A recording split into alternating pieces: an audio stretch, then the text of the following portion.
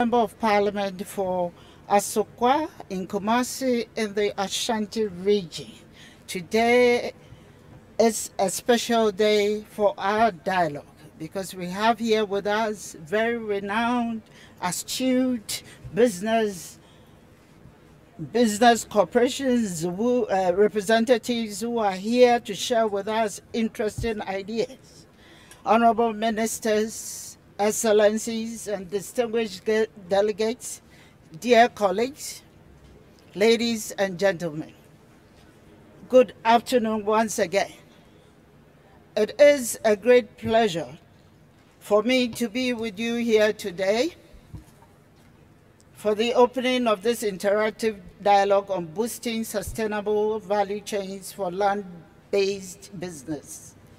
Herewith, I declare open the 11th meeting of the 14th session of the Conference of Parties to the United Nations Convention to Combat Desertification.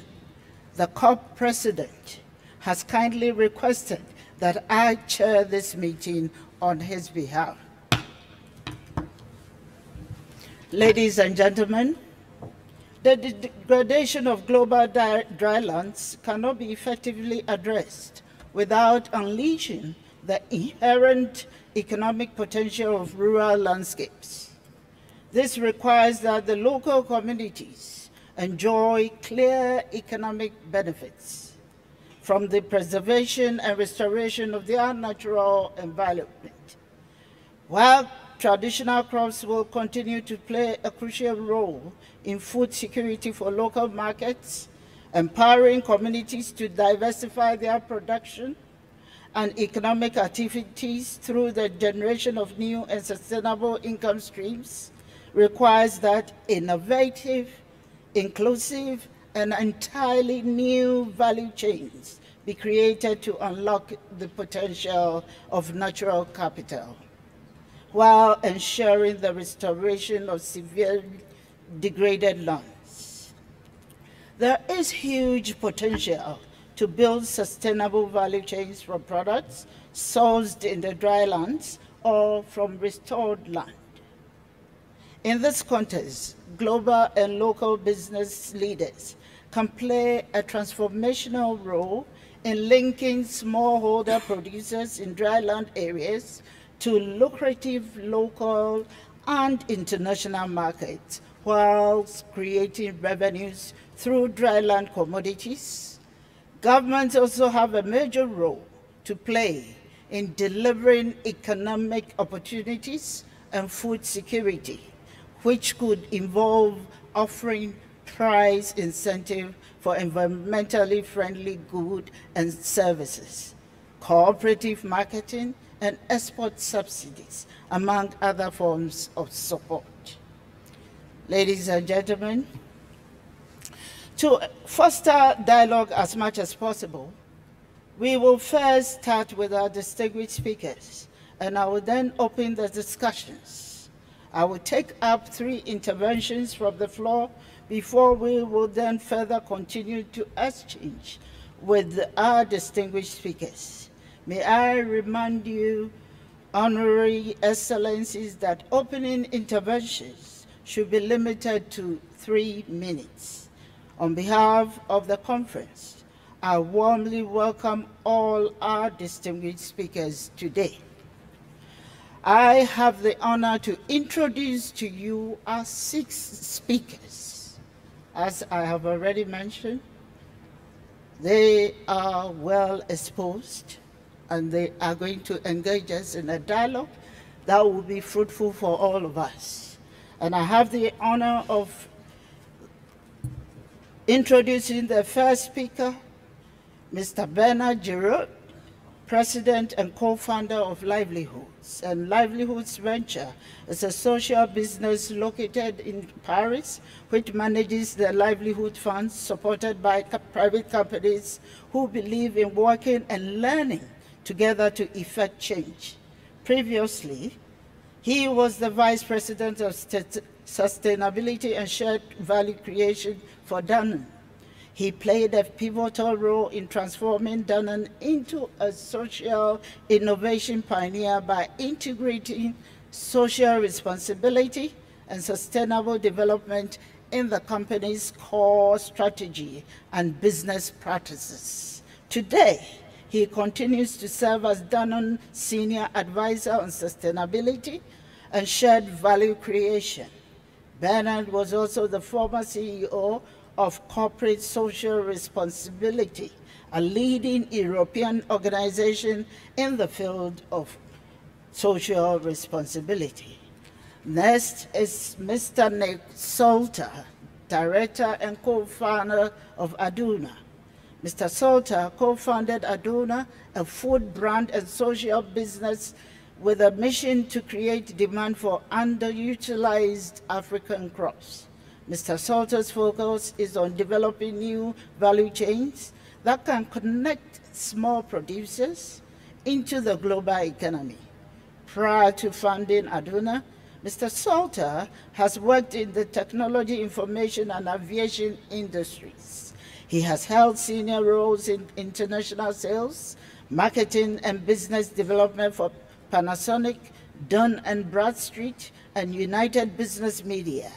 Nick has worked and traveled extensively in Africa over the past 30 years and doesn't see that changing anytime soon.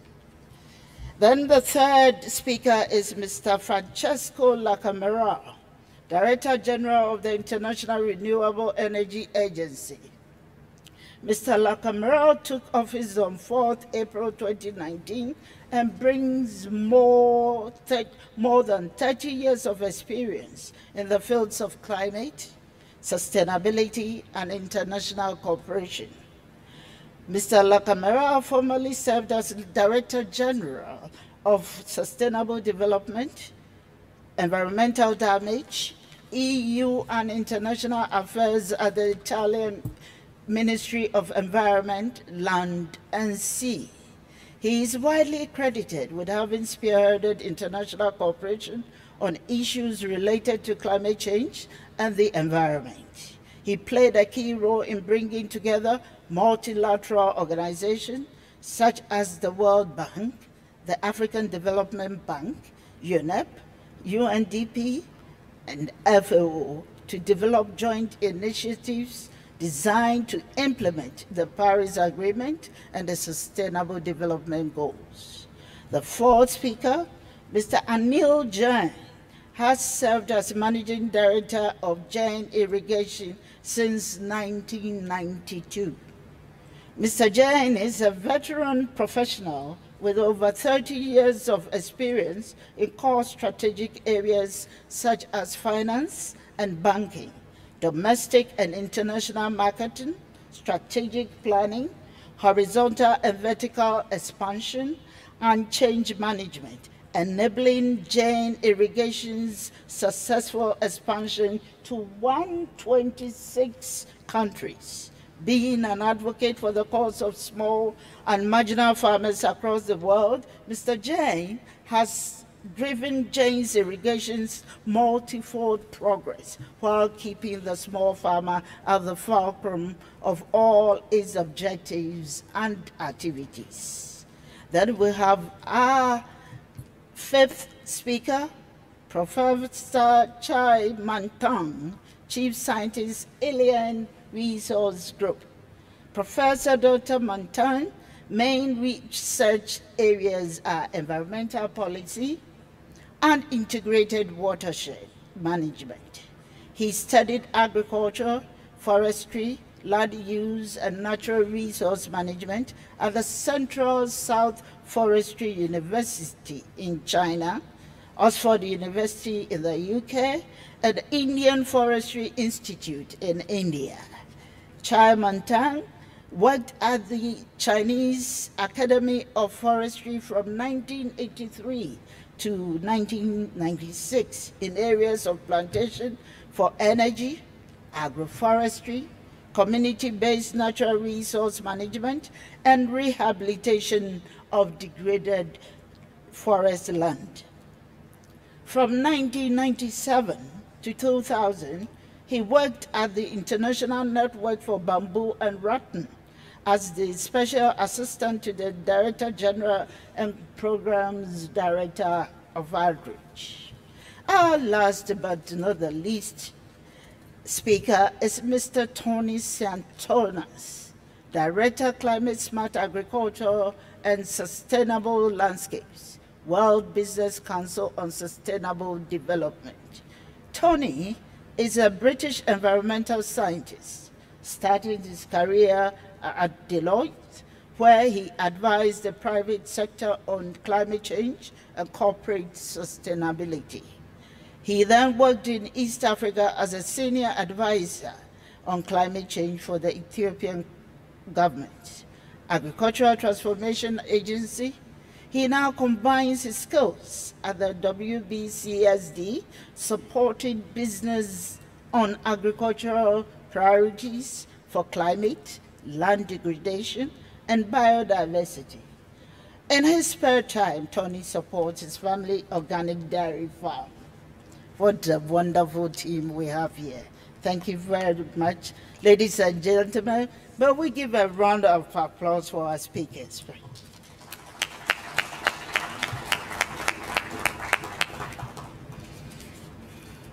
Honorable Ministers, Excellencies, distinguished delegates, the floor is now open. We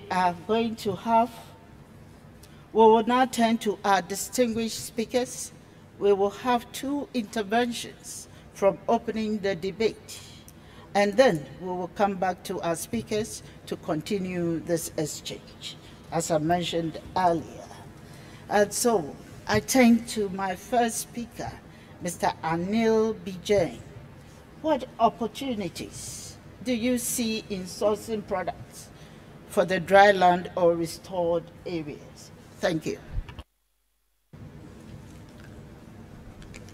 Her Excellency, honorable dignitaries, we believe even in dryland farming, especially the small farmers, have enormous opportunity and possibility to produce and supply on a remunerative basis crops and produce such as a lot of fruit crops, horticulture crops, which does not require too much of water, does not require great or fertile land, and they could also be growing things like spices, which are more value-added products.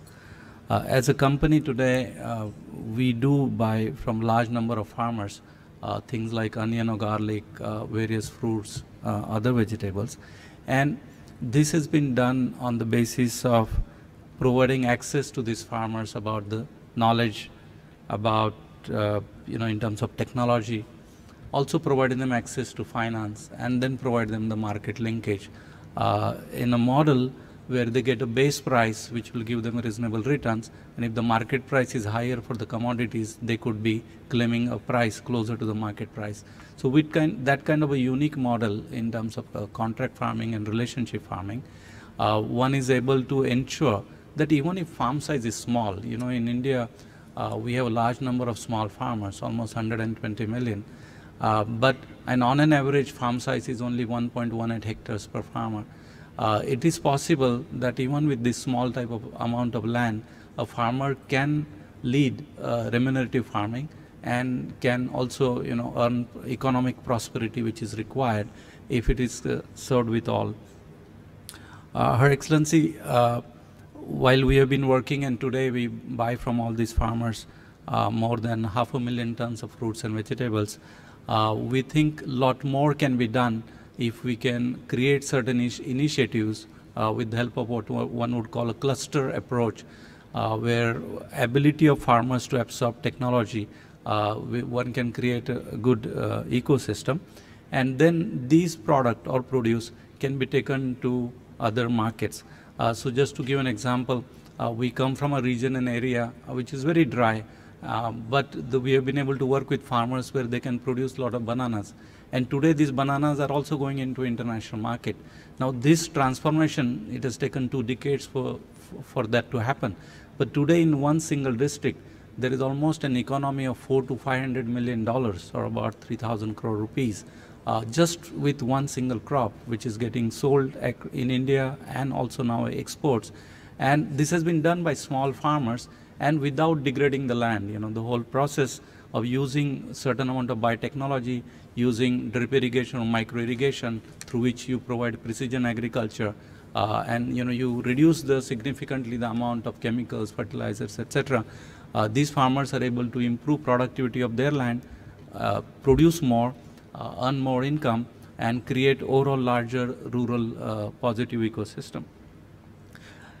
Also, I would like to say that in India especially, the farmers consider land as their mother, and nobody would wantingly try and do something which will hurt his or her own mother.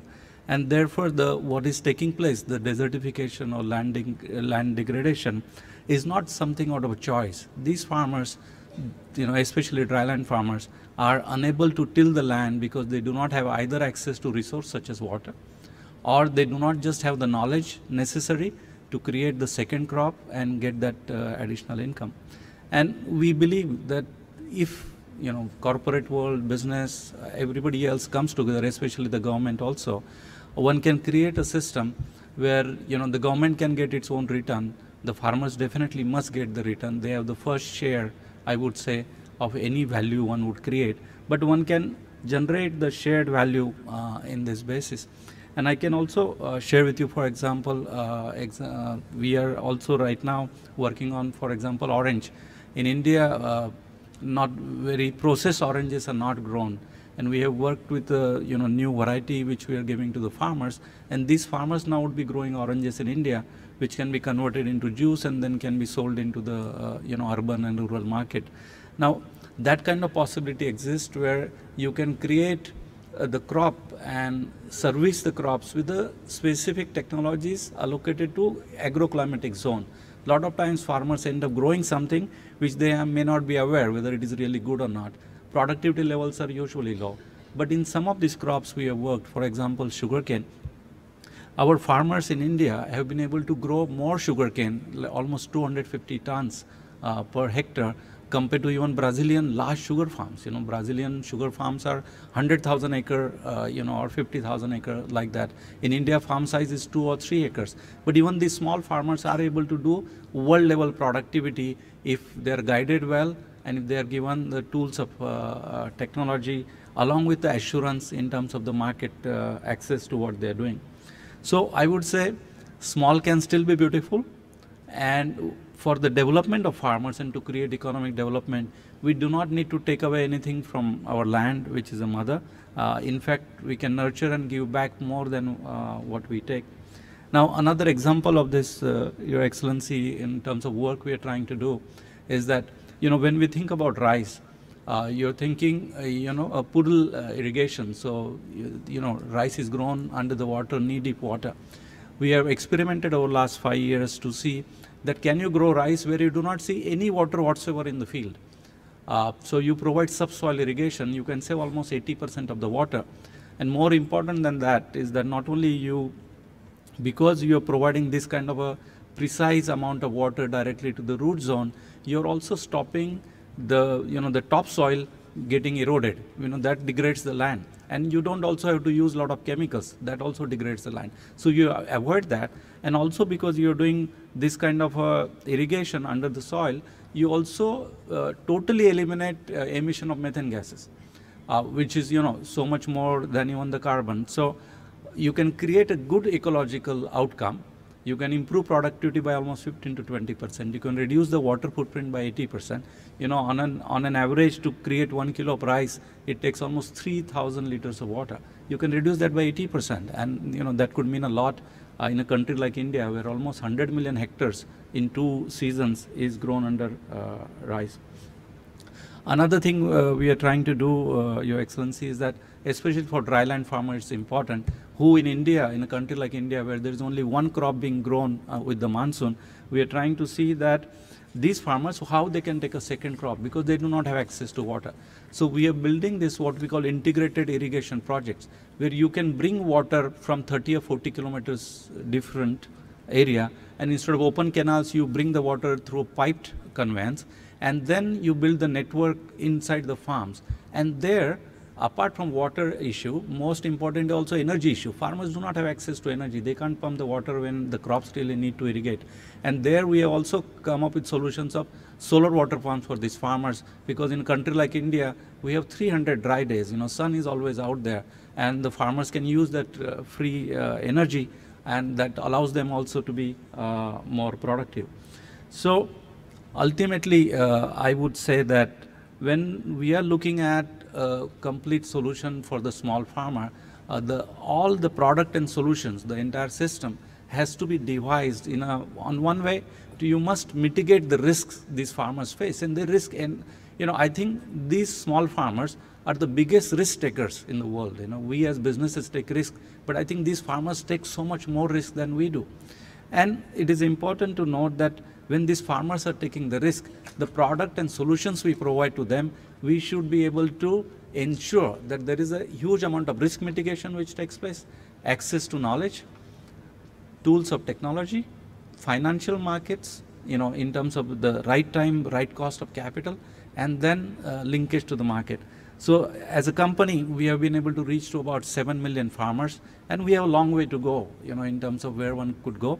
And I am very pleased that this experiment, which we started, my father started 60 years ago, and he always said mission of his life was leave this world better than you found it. And we have started to work with that mission. And today we want to ensure that there is more crop per every single drop on one hand, but there should also be sustainably more income for the individual small farmers. And this is an ongoing process. A lot more can be done. We are on to it, and we would like to work and cooperate any country, anywhere in the world, or any government or ministers who have a thought process where their small farmers can become prosperous farmers. That is feasible, possible, it is happening, but far more needs to be done. Thank you.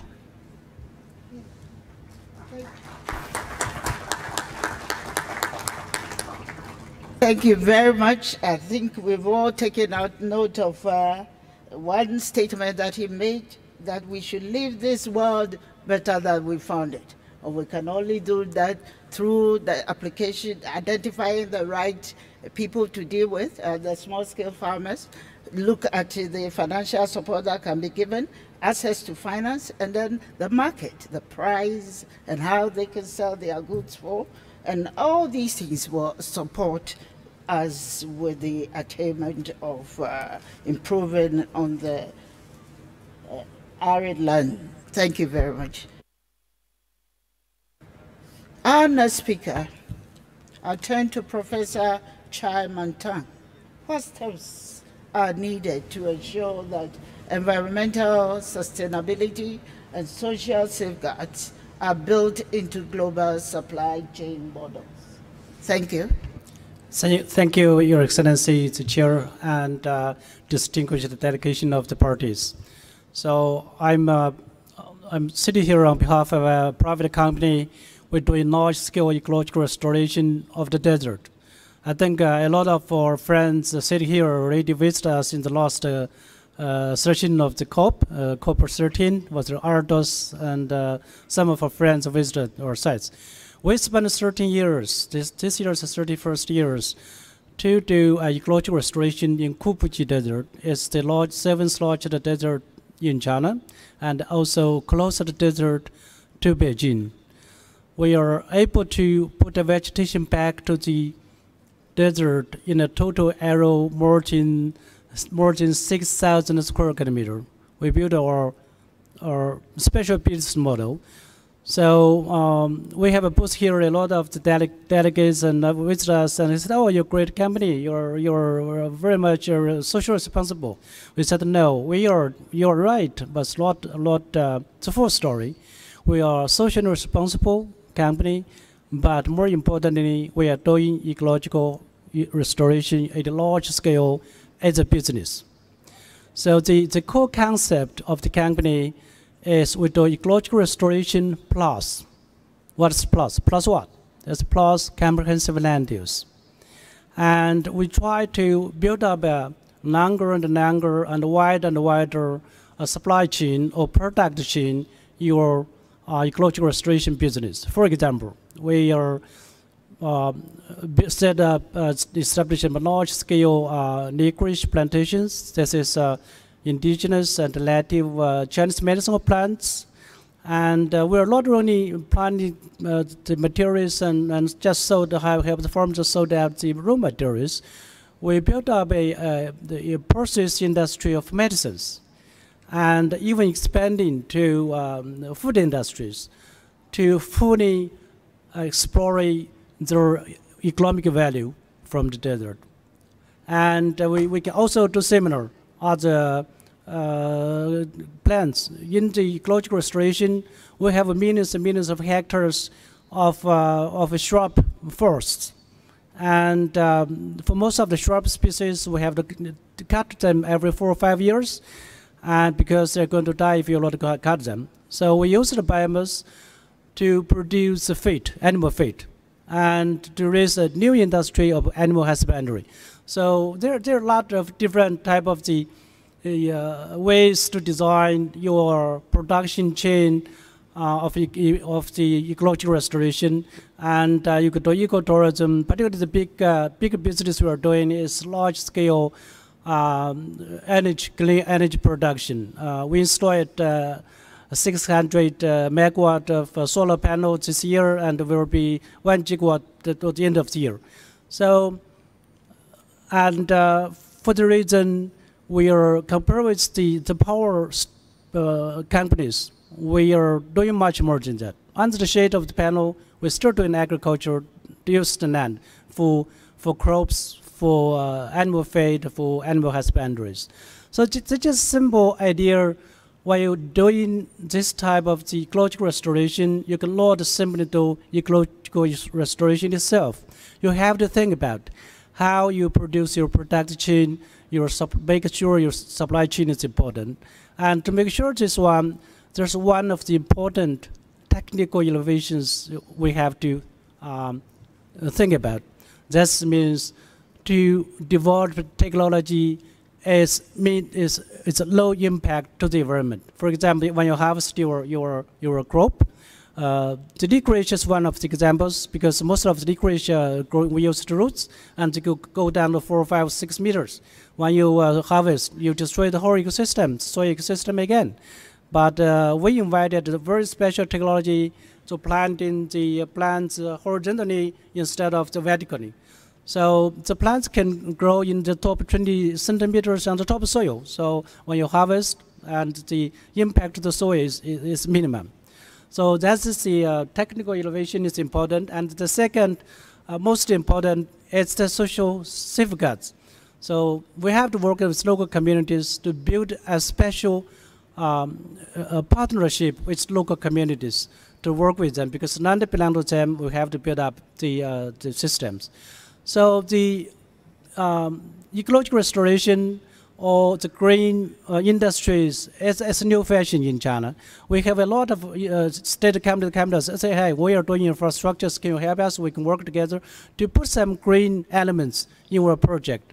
So I'm sure this the China's campaign on what we call the eco-civilization or build an eco-culture is so important to make sure the industry, your production system is sustainable, it's green, and inclusive to including all the stakeholders. Thank you.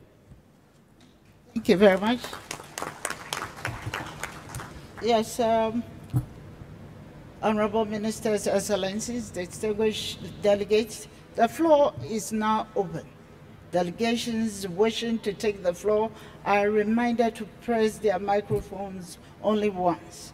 I will first give the floor to the delegation that have already requested to be included in the speakers list, and then take more interventions from the floor.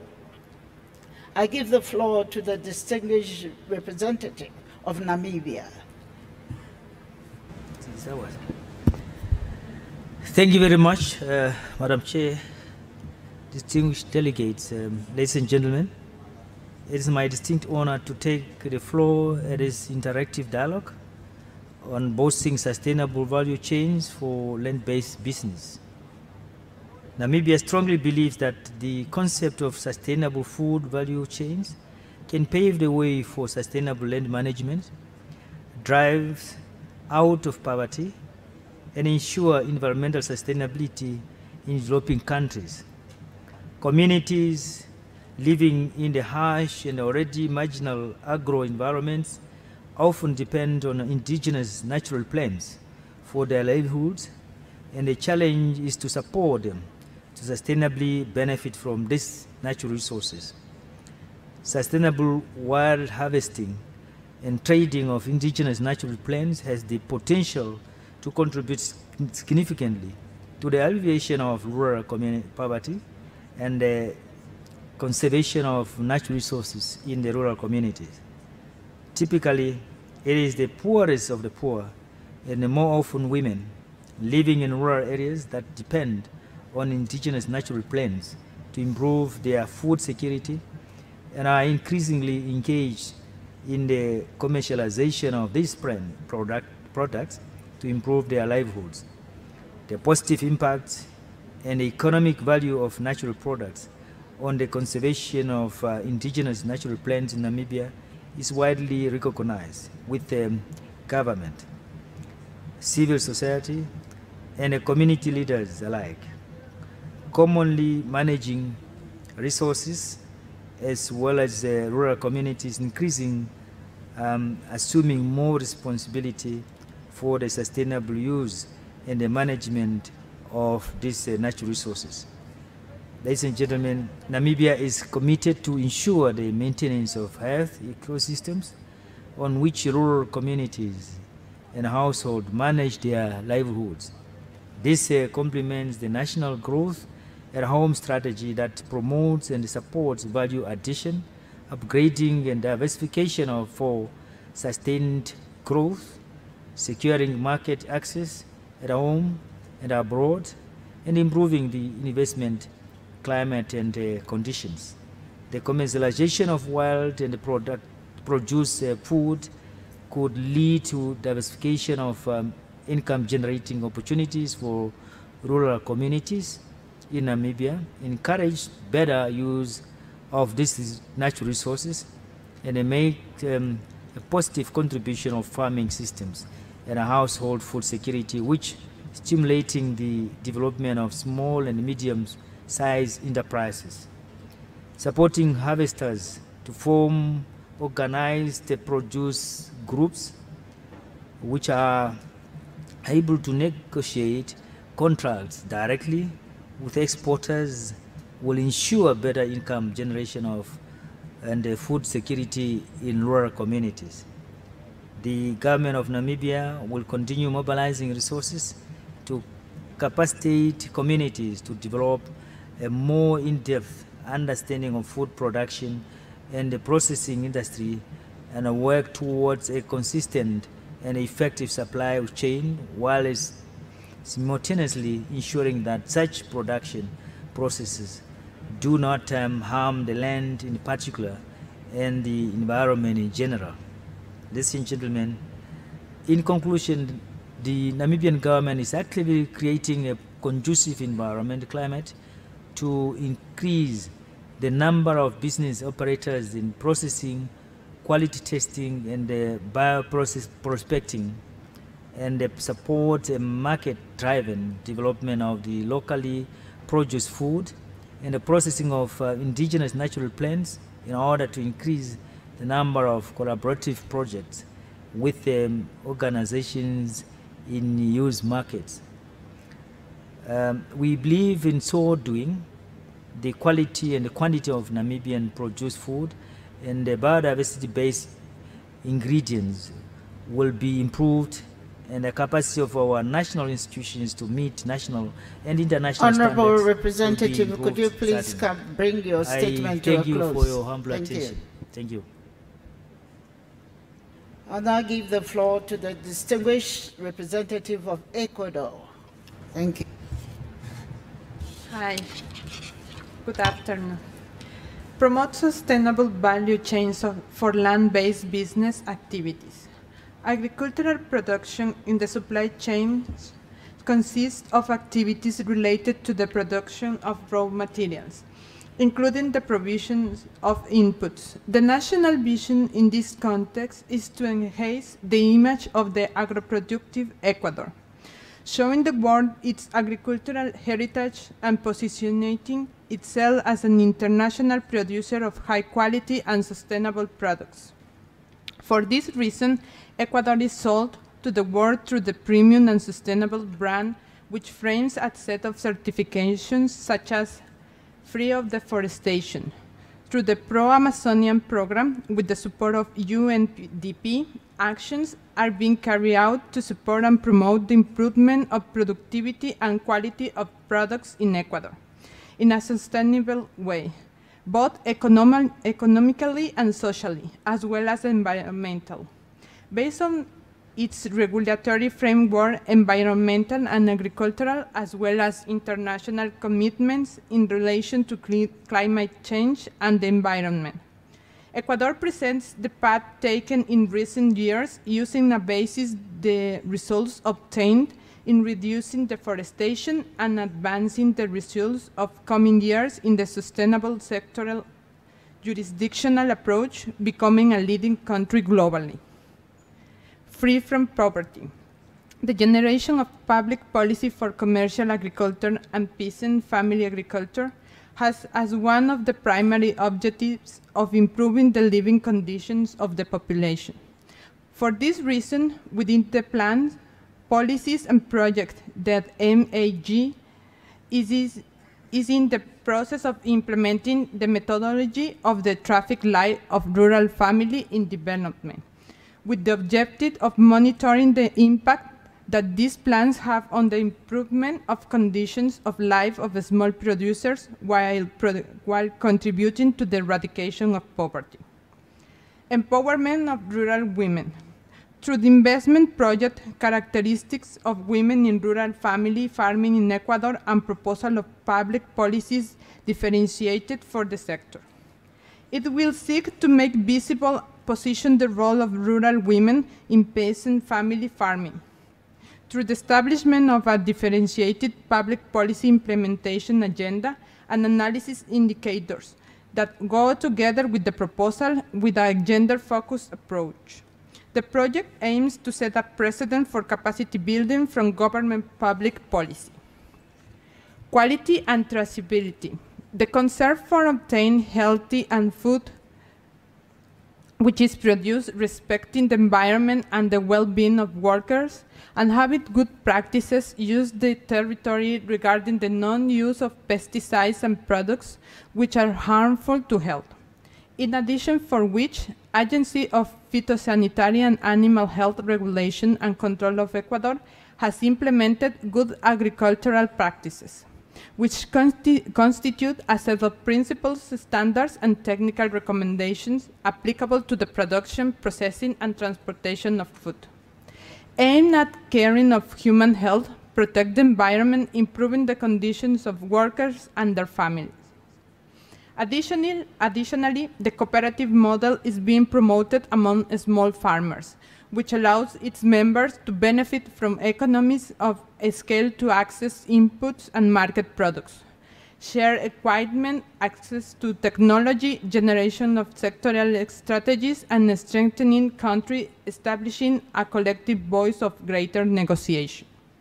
Finally, it is emphasized that the changes in sustainable production patterns had also begun in the livestock sector, since through the project Climate Smart Livestock, the dissemination and implementation of technologies for sustainable livestock. Intervention, can you wrap up your intervention? Thank you.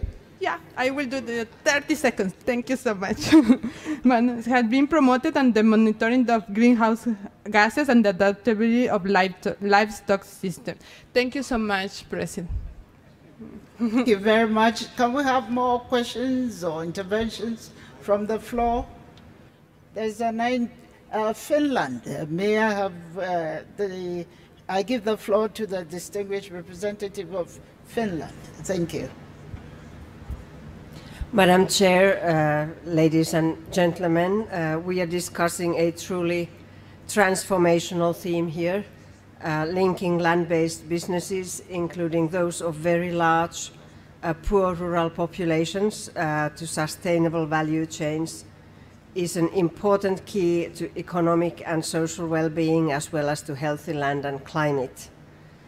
I wish to highlight the economic empowerment of women in this context in particular, as the private sector in the poorest developing countries consists largely of informal micro-entrepreneurs, and most of them are often women.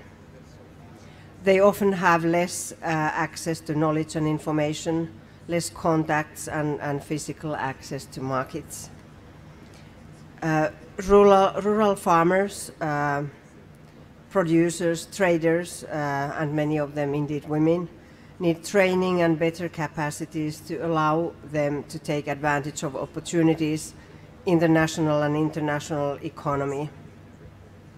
Building links to regional, national, and global value chains will open access to markets, and these opportunities must always benefit also the poor, including women, and create decent work and responsible businesses for all. Finland, in her development cooperation, supports micro-entrepreneurs and small-scale farmers through its development of, programming, including through our bilateral programming and by working with multilateral institutions, for instance with IFAD in Rome, which has specialized in linking rural populations to markets and value chains. The EU has strong emphasis on value chains in its development cooperation overall. My country also promotes new frontier technologies like artificial intelligence, blockchain, big data and robotics that carry potential to support achievement of sustainable development goals, including in linking land-based businesses to sustainable value chains. But technology, science and innovation indeed can offer real life-changing opportunities for land-based businesses in developing countries. This is no theory, this is reality in some parts already. For example, blockchain-based applications can be used in global value chains for improving traceability of products. Digital weather information systems bring information to farmers, and mobile-based solutions open access to knowledge and information on crop cycles or planting patterns. Much of this is already in use, but not widely enough. Of course, we need to recognize some of these technologies carry potential risks to human rights, and we need to do our best to minimize the risks. My country supports the UN work on global principles on business and human rights, and our work will be with the private sector is based on these principles. The realization of human rights needs everyone's input. Thank you very much. Thank you very much. We will hear from our next speakers, and we'll take more interventions just after that. And we have here with us Bernard Grau. How can smallholder producers, entrepreneurs access markets, finance, and the other means of production necessary to develop new value chains that supply local or international markets? Thank you. Thank you and good afternoon. I would like just to share a little bit of reflection based on the experience of the Livelihoods Funds. Livelihoods Funds are private sector funds created by large corporations that invest in large-scale projects with smallholder farmers on regenerative agriculture and restoration of land and ecosystems. When we look at the magnitude of the change, the transformation, and the challenges we have ahead of us, there is absolutely a need to embark more the business. It's what is the good news about that is that there are changes in the business. The business is moving, and the business is moving because the consumers in a growing number of location, countries, cities are changing. Their expectation is changing. That means that consumers increasingly look at the quality of the product they purchase, but also at the ecological and social quality in a sense. It's not everywhere, but it's a major trend. That means that we are at the starting of a big transformation toward what we could call the reconnection of the food chain. Before, I could purchase shea butter from Sahel. I could purchase acacia gum without knowing exactly what are the conditions of the women who are collecting those goods. Now, increasingly, consumers will know and will want to know. That means that the business itself is starting a deep transformation. So we need to encourage the business, as we could see before with the good examples of Jane and others. There are companies that are already very deeply engaged in building solutions. The difficulty we have now is how can we engage more businesses and on a larger scale. I think we should encourage coalitions. In the project we invest in, we create coalition of companies. For example, in a country, we have 4 companies that are committed to purchase on 10 years the raw material from the farmers. So they take a commitment.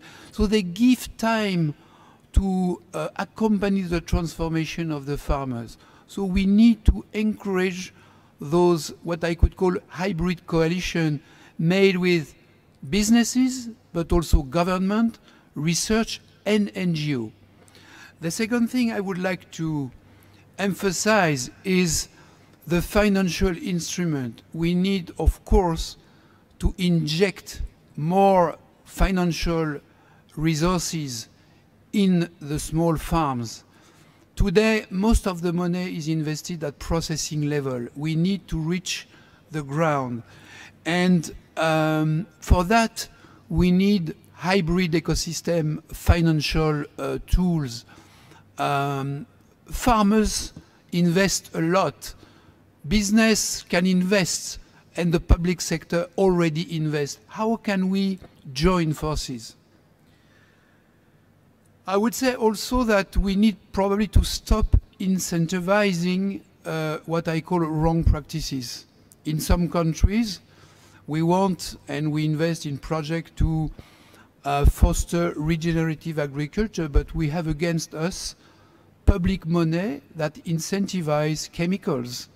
Why should we do that? We should encourage farmers and businesses of all sizes to engage in regenerative agriculture, to increase the level of organic matter in the soil, to save water, to have a better use of biodiversity.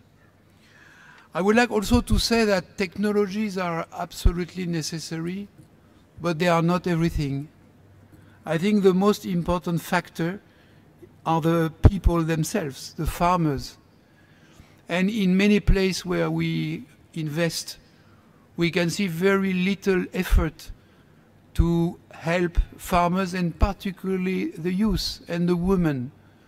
So we should very strongly invest in the human capital. We need to prepare a young generation of different types of farmers. In many countries and projects I visit, I am with farmers who are 50, 55 average, and the youth are in difficulty to enter in the farming, and they will have to cultivate in a different manner. How can we connect those new opportunities with the new technologies, and also training, increasing capacity of these young farmers, male and females? And to end, I would say that we are doing a lot of things on the business side and on the public side, as we can see here. But we need probably more flexibility, more reactivity. We need to be much more agile. Today, I can see a lot of bureaucracy. Everything is slow. And when I look at the challenges ahead of us, we need absolutely to accelerate. So when there are goodwill, when there is a capacity from the business, governments, and they do already, but we should do it more efficiently, more rapidly, should embark and work together with civil society. Thank you. Right. Thank you very much. Bernard has added another dimension. He's saying that technology is important, but what is more important is exposing the farmer to all the good ideas that has to be churned out there to promote their farming activities. We will turn our next question goes to Mr. Nick Salter. To what extent is demand creation amongst global consumers key to developing new chains for little known but lucrative dryland products? And what is the potential for local products to go global and help develop new food habits and culture? Thank you. Thank you, Madam Speaker, and a very good afternoon, delegates. If you walk into any supermarket, grocery store, health store, or drugstore in London, Paris, New York, Sydney, wherever, you will see no end of products and produce that you will never see in the markets of the towns and the villages of the drylands. They simply are not exported. They are not available. But you know, the opposite is also true. If you walk into a local African market, you will be presented with fruits, vegetables, pulses, legumes, oils that you won't find in your local grocery store in the West. And that's not because they don't taste good. That's not because they don't have health properties. That's not because they can't be integrated into your diet. That's not because they cannot be used by food manufacturers or cosmetic companies. It's just that we don't know that they exist. And if we did know they existed, what to do with them. We call this the vicious cycle of obscurity. There is no consumer awareness of these ingredients due to a lack of product development. And there is no product development due to a lack of awareness. But if you can break that cycle, you unleash the potential for hundreds of thousands of communities to establish a foothold in global supply chains. You plug them into the market by creating a demand for what is grown locally, the indigenous products of the drylands. Now, one example is the fruit of the baobab tree. This is the only fruit in the world that we know of that dries naturally on the branch. It's exceptionally high in vitamin C, has a citrusy, sherbety flavor, used in yogurt, ice cream, smoothies, baked goods, so many different applications. These magnificent trees grow in 32 African countries and can live up to over 4,000 years. They grow in some of the driest, remotest, and poorest parts of rural Africa. But there's no such thing as a baobab plantation. Agribusiness can't suddenly grow fields of baobab trees. Every tree has to be wild harvested. Across Africa, it is estimated that there are around 10 million households that could provide baobab fruit from an existing crop where most already goes to waste. National Geographic estimated that a global demand for baobab could be worth $1 billion to rural Africa every year. The only problem is that 95% of people have never heard of it. And this is just one ingredient. So how do we break this cycle of obscurity? Well, the drylands are blessed with enthusiastic green entrepreneurs who are trying to find a way to navigate through this. And it can be done because, along with our own local partner, we have created an international market for the baobab fruit. But to truly unlock the dryland's potential, there are three key hurdles that we need to overcome. Firstly, these green entrepreneurs have the drive and enthusiasm, but they lack key assets.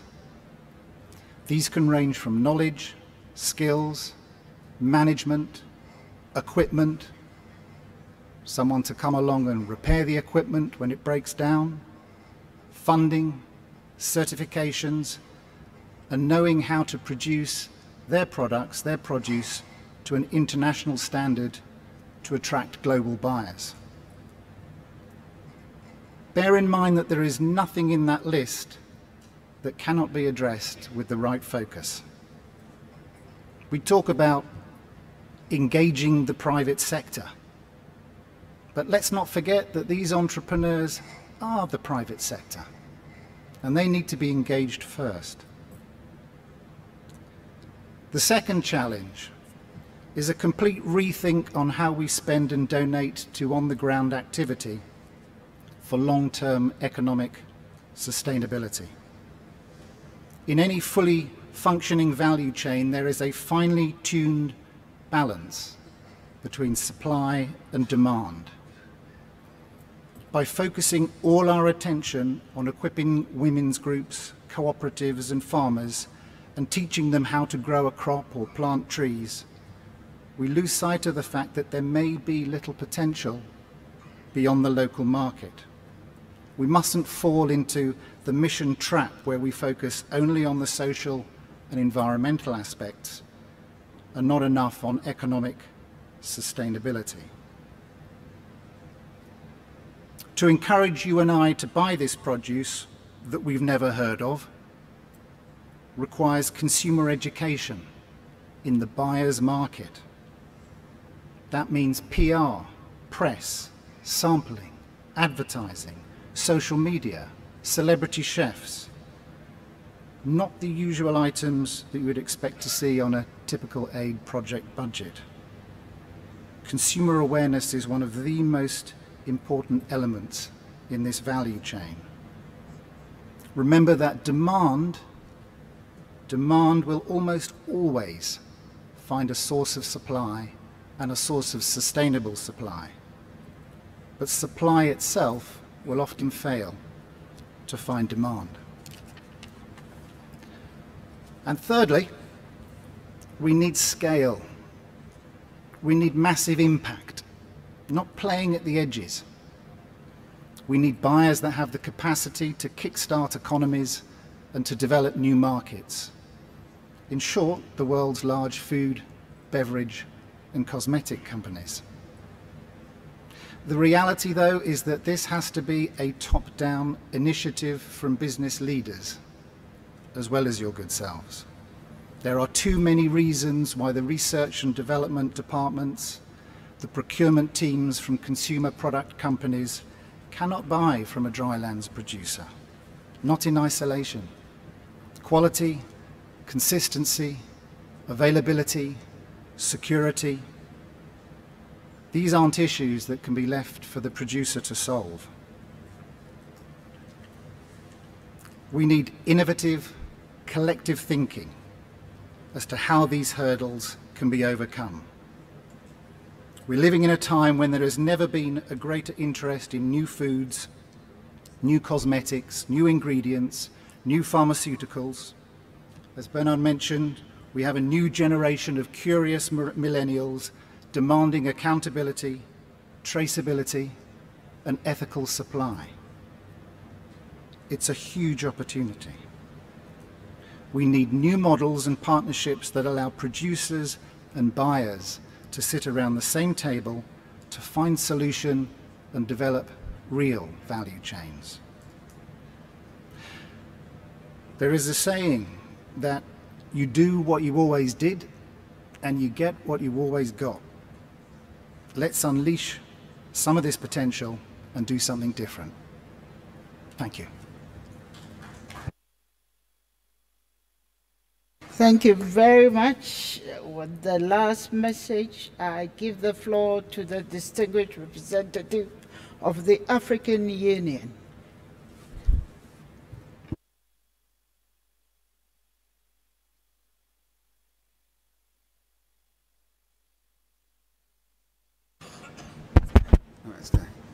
Good afternoon, Madam Moderator. Thank you very much. I think this session is very important. Madam Chair, most often we see dryland areas as areas of liability.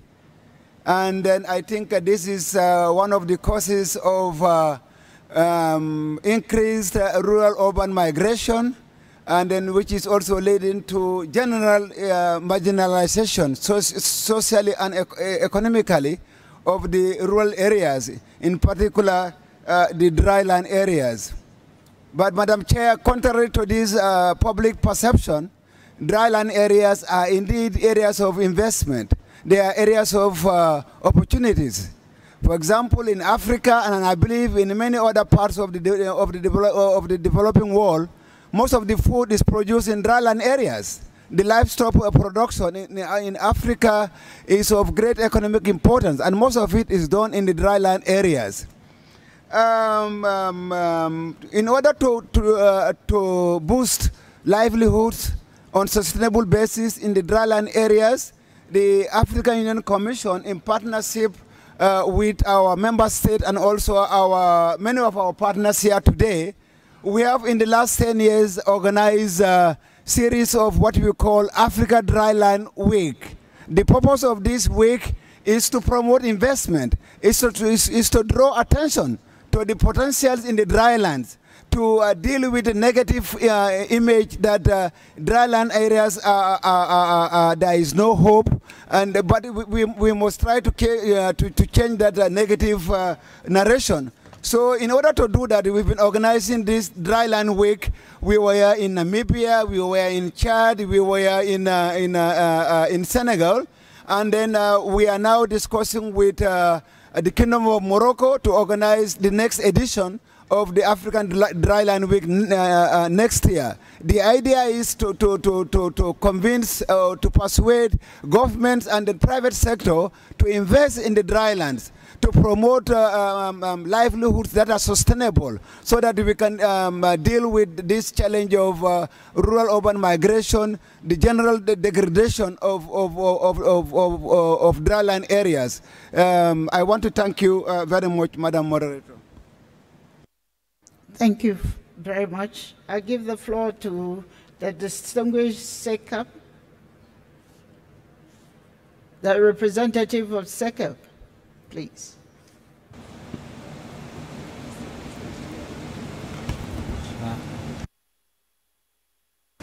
Thank you, Madam Chair, and very good afternoon, delegates.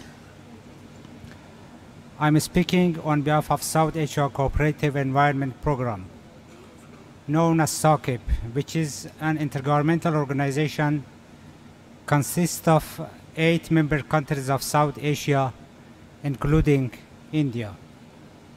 Madam Chair,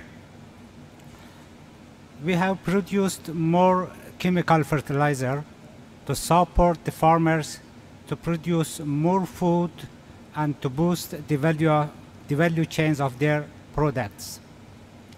Since the beginning of the 28th century, the amount of nitrogen and chemically reactive forms has doubled, and still we are encouraging farmers to use more fertilizer to produce more crops and more foods. But science shows that it is not a sustained method of producing food. The presence of nitrates in water bodies contributes to enriched nitrogen in the surface and subsurface groundwater, disturbing the drinking water quality standards, causing eutrophication in lakes and coastal areas, impacting fisheries. Not only this, nitrogen also damages land and seas ecosystems through acidification of soils and waters. Given this fact, we need to address this issue during the coming years to find an alternative for chemical fertilizer. We should stop subsidizing chemical fertilizer and encourage farmers to adopt organic fertilizer or use chemical fertilizer at a level or method that is more sustained and more friendly to soil and environment and land. Madam Chair, I would like to inform you that SACIP, in collaboration with INMS and UKRI, established South Asian Nitrogen Hub to find a research-based solution for this critical challenge of environment. The South Asian Nitrogen Hub has brought more than 50 research institutions from the South Asia and out of the region together to find a scientific solution for this problem. We are going to develop, on the basis of the scientific findings, a regional policy on nitrogen management in order to tackle all effects of excess use of nitrogen, including climate change and land degradation. I thank you. Thank you very much for adding your voice to the need to educate or train our small-scale families. I now give the floor to the distinguished representative of India. Thank you, Madam Chair. There are several opportunities for sourcing from degraded lands. The dependence on seasonal rainfall as well as the small size of land holdings makes them highly vulnerable to climate change impacts. Agroforestry is a useful strategy for such farmers to increase the productivity from their land size as well as to increase their resilience to climate change impacts. The Government of India launched an ambitious natural agroforestry policy in 2014 to mainstream tree growing on farms, which aims to create convergence between various programs, schemes, and agencies containing agroforestry elements in order to enhance the productivity, income, and livelihoods of smallholder farmers. Agroforestry in degraded land could be an attractive investment to the private sector to improve the pulpwood availability. Tamil Nadu Newsprint and Papers Limited initiated plantation activities. Under the captive plantation scheme, they entered into a memorandum of understanding with large landholders, institutions, industries, and government, either on lease or revenue sharing basis. For environmental sustainability and social safeguards, it is important to ensure community participation at different platforms, civil society private partnership in watershed development.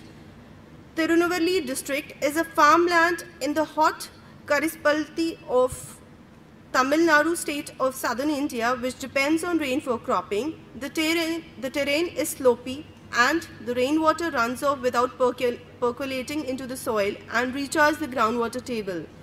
Farmers were able to grow only one crop in a year. As a result, people started to migrate in search of livelihood, which in turn resulted in farm lands turning fallow. In 2014, Srinivasan Service Trust tied up with the Coca-Cola India Foundation to implement a watershed project in the district.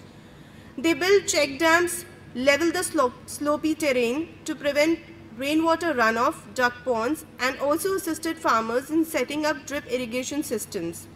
In addition, farmers are earning a good amount through dryland farming after 3 decades.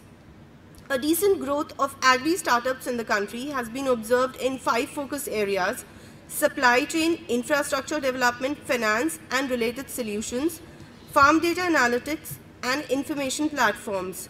Supply chain startups broadly involve those working in e-distribution, e-marketplace, and several linking platforms. Agri startups have received decent support from the government through supportive policies such as Startup India, Atal Innovation Mission, New Generation in Innovation and Entrepreneurship Development Center, the Venture Capital Finance Assistance Scheme promoted by the Small Farmers Agri-Business Consortium and Aspire scheme. Such schemes, along with the well-recognized accelerators, incubators and mentors identified for the agri-tech startup ecosystem, have been working in tandem to provide the best technical support and reduce the gestation. Sorry, Honorable. Sorry, I just finished it. If you can just round up. Yeah, sure. New policy initiatives like the Paramparagat Krishi Vikas Yojana, Pradhan Mantri Vikas Sinchai Yojana, promotion of farmer-producer organization, tax incentives and other support have provided a significant push to the overall sectoral growth. Paramparagat Krishi Vikas Yojana is being implemented with a view to promote organic farming in the country. This will improve the soil health and organic matter content and increase net income of the farmer.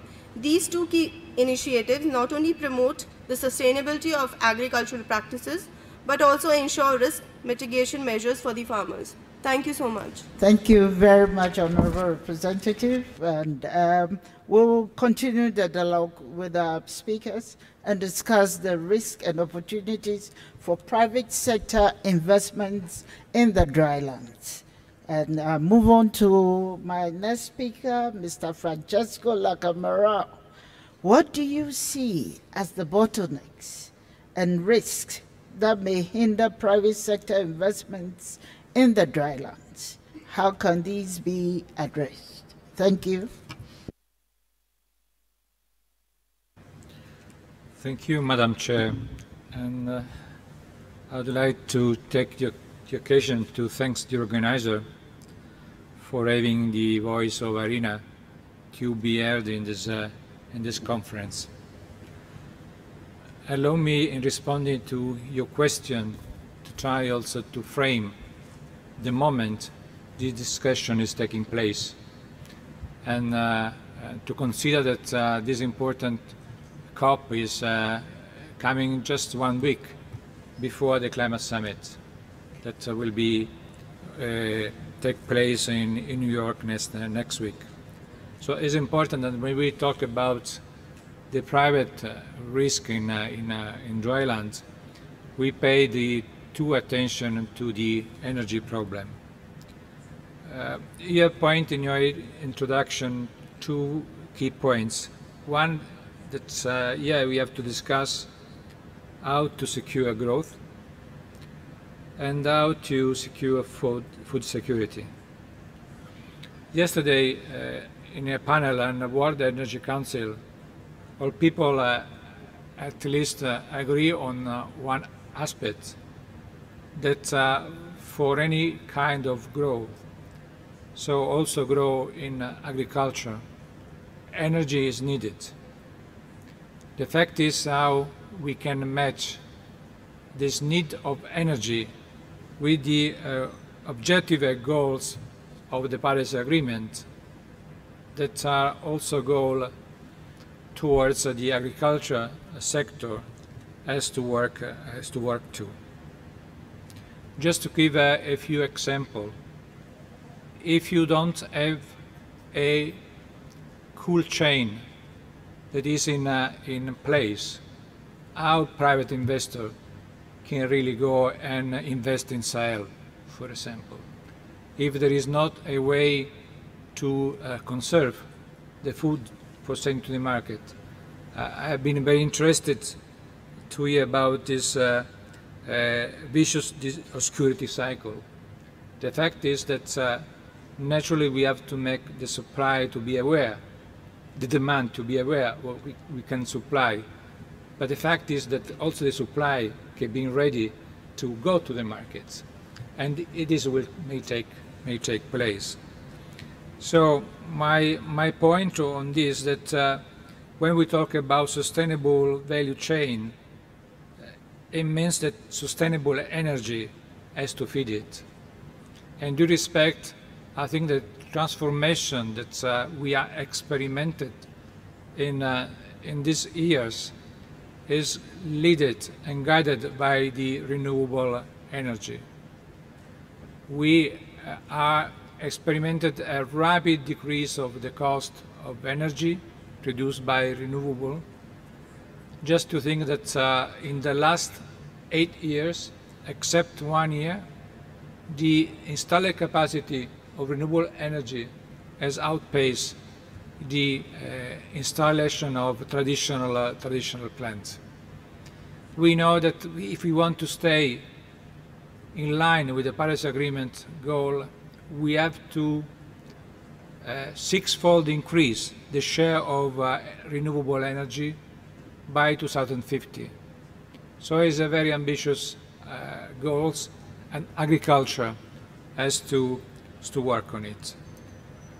I think that I want to be brief because I think that so to allow other intervention from the field. I think that we have to investigate more, and where we are talking about to strengthen our effort on lead restoration, we need to pay close attention to the nexus between energy and land use. To this end, it is my pleasure to announce in this debate that IRENA and UNSSD signed today a Memorandum of Understanding. Our institutions will join forces to promote better understanding of these nexuses, particularly with regard to the role of renewable energy. We will strengthen the business case and scale up co-designated investment vehicles and projects to facilitate private investment too, which will deliver access to renewable energy, sustainable managed land resource, a significant additional co-benefit. This is the way we think we may mobilize public and private investment, reducing risk, create partnership to scale up renewable energy deployment while addressing land degradation and desertification. On this respect, it's my pleasure to say that we are working to launch in the occasion of the summit in 1 week the Climate Investment Partnership together with the UNDP that has been yesterday with you, with the Green Climate Fund that is year-round, and the Sea4All. We think that this platform could be instrumental for the agriculture, for the land restoration. I want to say that me and Ibrahim, we will give priority in our action to the degraded lands, and Asail is in the deep of the earth of both me and him, and we will work as a priority in that area. I am confident that this strengthened cooperation between our institutions will yield fruitful results. Thank you very much. Thank you very much. My next question goes to Tony Santonos. The Business Day was held by the World Business Council on Sustainable Development last Saturday and brought together many private sector actors. A session was dedicated to creating sustainable value chains. Could you share the outcome of the conclusions that were drawn? Thank you. Very happily, Madam Chair, and distinguished colleagues, Your Excellencies, it's a pleasure to be here today. Just to introduce the World Business Council for those of you who don't know us, we are an organization representing up to the CEO level 200 businesses worldwide. We work pre-competitively with business because we believe that sustainable business should actually be more successful. And we really strive to make sure that this is something that will be seen. And so in order to do that, we've really been looking at systems change and transformation that we're hearing a lot about today. One of those key systems is the land use, the food and agriculture system. That's what we're deeply involved in. And actually, we've had a number of projects looking at this, going back some 20 years on things like water, but since 2015 on areas of things like climate smart agriculture. We've actually supported the UNCCD for the past 6 years, including providing the business day in Ankara and in Ordos. So it's a real pleasure to be here and continue that collaboration. I just want to touch on one thing at the CEO level and some of what we're hearing from businesses at the CEO level before I talk about the Delhi Declaration from Business, which was the outcome from the business day.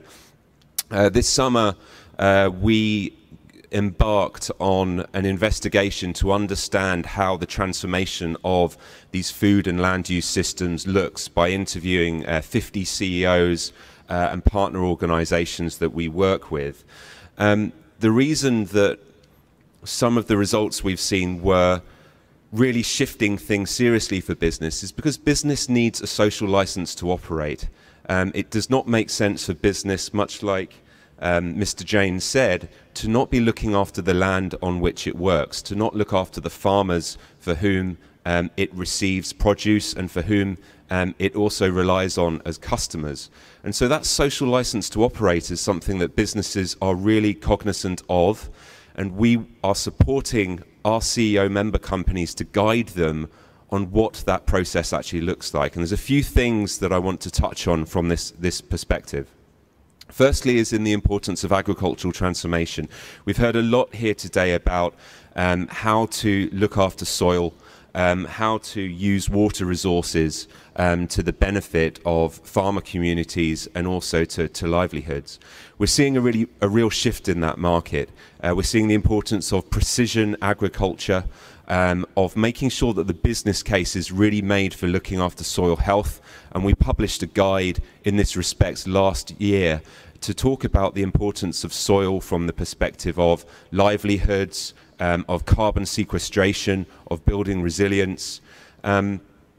We've also been working closely on the importance of soil to lock down carbon and using nature to our benefit. And so we really think that that change in the system is something that businesses are responding to. We're seeing R&D budgets changing in business, and we think that this will be an important aspect going forwards. Secondly is on the livelihoods aspect.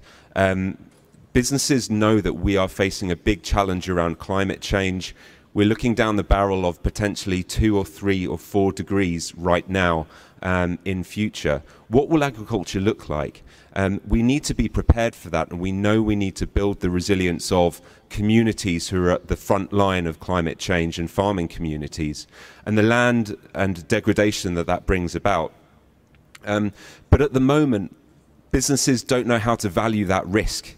I mean, there's huge benefits for business if it can invest into land and solutions that will be resilient to climate change, but it needs to understand how to do that. And so we're helping businesses to manage that risk so that they can lower the cost of capital and so that farmers can get access to loans and so that we can sustain food systems. We heard from my colleague Nick Salter the work on dietary shifts. The consumer aspect and voice here is really key. Consumers are asking businesses why for a cup of coffee only 3 to 4% of that cost is actually seen by the farmers that grow that particular crop. Businesses are really concerned that people won't want to buy from them if they can't find a solution to these structural issues. So some of the points I'm trying to raise here is that these are fundamentally problems of business continuity that we must address and that CEOs are looking at making movements on. And this really brings me on to some of the work that we've been doing on the business day. What we did was hosted a business day on Saturday that brought together stakeholders from across civil society, businesses from the value chain and so on, to really recognize some of the issues that I was talking about, but importantly saying that none of this And these solutions that we've heard about today can happen unless we have an enabling environment within which business can operate. And so business is committed to a lot of the solutions that we talked about. Here's the business declaration itself. It's being launched today. We'll be talking about it more within the context of the conference this week. But we need to make sure that we see clear regulation coming through. We need to see changes to incentives that actually reward sustainable land management so that these changes happen, and business will respond to changes in those incentives and also supports it. We need public-private sector dialogue, not just at the end game of a regulation or a policy, but early. We need to harness the role of market-based mechanisms for things like carbon. Carbon sequestration in soil is not possible unless there is a clear regulated approach as well to really scale that. And we also want to make sure that the issue of land rights and land tenure are addressed so that we can make the investments into rural communities who need to make these changes. And so we're really excited about launching this declaration today. We call on others to join us and to please support it, and look forward to a successful outcome at the UNCCD. Thank you.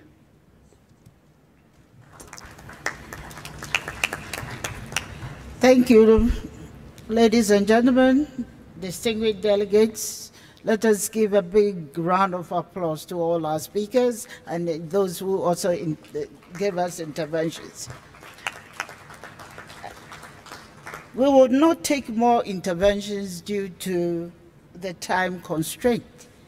I would like to take this opportunity to thank all our speakers today for their interesting presentations, and to also thank delegations for their active participation in the stimulating discussions.